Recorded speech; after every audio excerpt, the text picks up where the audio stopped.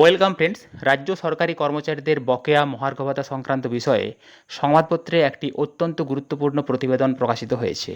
আমি আপনাদের সাথে শেয়ার করছি। দেখুন কি বলা হয়েছে। বকেয়া ডিএ তথ্য সংগ্রহ শুরু।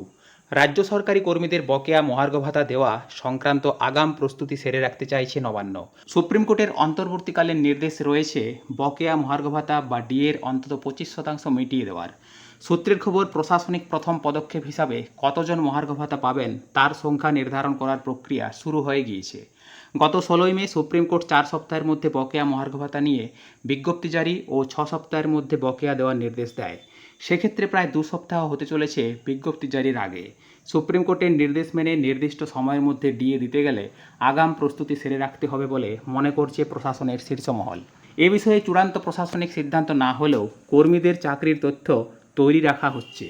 বর্তমানে চাকরিরত এবং অবসরপ্রাপ্ত সব মিলিয়ে নির্দিষ্ট সংখ্যা জানার পাশাপাশি কে কত টাকা বকেয়া হিসাবে আপাতত পাবেন তার হিসাব তৈরির কাজও চলছে। যেহেতু 2019 সালে স্টেট ট্রাইব্যুনাল রায় দিয়েছিল বকেয়া ডিএর কে কত পাবেন তা ঠিক করার জন্য একজন নোডাল অফিসার নিয়োগ করতে পারে রাজ্য সরকার। কারণ কর্মীদের ক্ষেত্রে সংশ্লিষ্ট দপ্তর থেকে বেতন হয়, কিন্তু পেনশনভোগীদের ক্ষেত্রে বেতন হয় ট্রেজারি থেকে অথবা নির্দিষ্ট ব্যাংক থেকে। প্রশাসন সূত্রের খবর, সুপ্রিম কোর্টের অন্তর্বর্তীকালীন রায় মানতে গেলে প্রস্তুতি সেরে রাখাই বাঞ্ছনীয়। যেহেতু অন্তর্বর্তীকালীন রায়, তাই আইনজীবী মহলের মত এক্ষেত্রে রিভিউ পিটিশন দাখিল করতে পারবে না রাজ্য সরকার।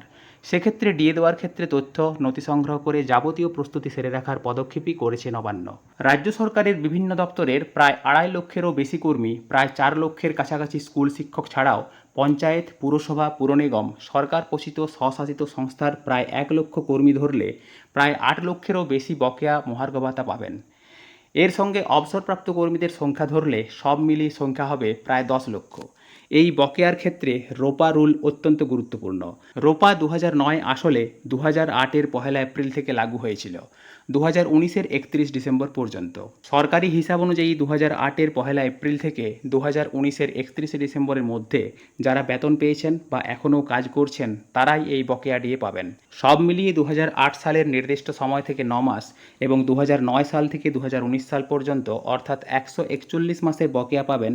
যখন চাকরিতে যোগ দিয়েছেন সেই মাস থেকে হিসাব করে পাবেন। তবে 2019-এর পরপর যারা চাকরিতে যোগ দিয়েছেন তারা যেহেতু রোপা 2009-এর আওতায় চাকরি শুরু করেননি, তাই এই বকেয়া তারা পাবেন না। আদালতে দেওয়া হিসেব অনুযায়ী বকেয়া ডিএ পুরোপুরি মেটাতে গেলে প্রায় 41,000 কোটি টাকা প্রয়োজন। সেক্ষেত্রে তার 25% মানে প্রায় 10,000 কোটি টাকা প্রয়োজন এখন বকেয়া ডিএ মেটাতে গেলে।